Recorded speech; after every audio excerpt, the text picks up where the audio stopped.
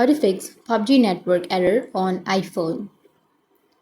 So if you want to fix the PUBG network error on iPhone, then what you need to do, so the first one is you need to check and fix the internet connection.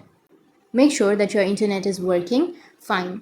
Open up any browser and go to any website you wish. If it's not loading, then turn on the airplane mode for 10 seconds and then turn back off. Or you can switch your network Wi-Fi to mobile data or mobile data to your Wi-Fi and your problem might be fixed.